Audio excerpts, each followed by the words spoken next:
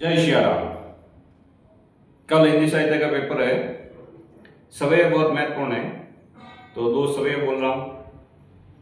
ताही अहिर की चोरियां चचिया बर चाच पे नाच न थावे, कोटि ब्रह्मांड करे चिन्ह बेहतर हरत विलंब ना लावे। ताही अहिर की चोरियां चचिया बर चाच पे नाच न थावे। कौन सा सवैया है? मालती सवैया। काग के भाग महासजनी हरि हाथ सु ले गयो माखन रोटी। कौन सा सवैया है? मालती सवैया। अब इसमें एक ध्यान रखना, मालती सवैया में भी 23 वर्ण होते हैं, सुमुखी में भी 23 वर्ण आते हैं, लेकिन सुमुखी में अंतिम में लघु गुरु होते हैं और मालती सवैया में 2 गुरु होते हैं। और मालती सवैया भगण से बना है, भगण का अर्थ है भानस, और सुमुखी सवैया 7 जगण से बना है, अंत में 2 लघु गुरु है। 7 जगण का अर्थ है जभान। मदिरा सवैया में 22 वर्ण होते हैं, यानी 22 वर्ण अगर आपको दिखे तो वो मदिरा सवैया है। इसमें 7 भगण होते हैं और 1 गुरु है।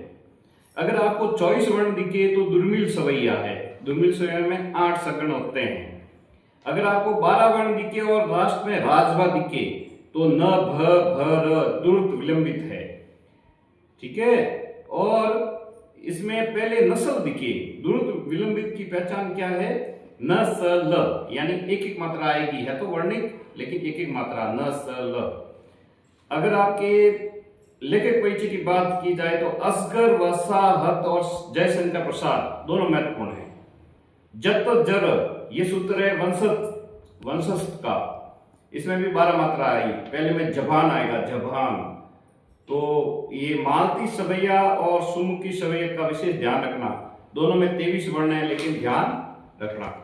अब देखो अगला है, चंद को पढ़ते समय जहां रुकते हैं उसे यति कहा जाता है। ऐसा पूछ सकते हैं, यति किसे कहते हैं?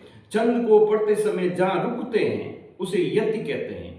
काव्य शास्त्र के नियमानुसार कविता या काव्य में, ये चंद की परिभाषा बोल रहा हूं, काव्य शास्त्र के नियमानुसार कविता या काव्य में मात्रा, वर्ण, यति, गति, लय का विचार करके जो शब्द योजना की जाती है उसे चंद कहते हैं। किनका विचार करके? मात्रा का, वर्ण का, यति का, लय का। चंद के 6 अंग होते हैं। पूछ सकते हैं कितने अंग होते हैं? 6 अंग। कौन कौन से? चरण, वर्ण और मात्रा दूसरा अंग हो गया, यति तीसरा, गति चौथा, तुक 5वां और गण 6ठा। वर्णों के उच्चारण में जो समय लगता है वो मात्रा कहलाता है। मात्रिक चंद 2 प्रकार, ये 2 प्रकार की मात्राएं होती है। मात्राएं 2 प्रकार की होती है।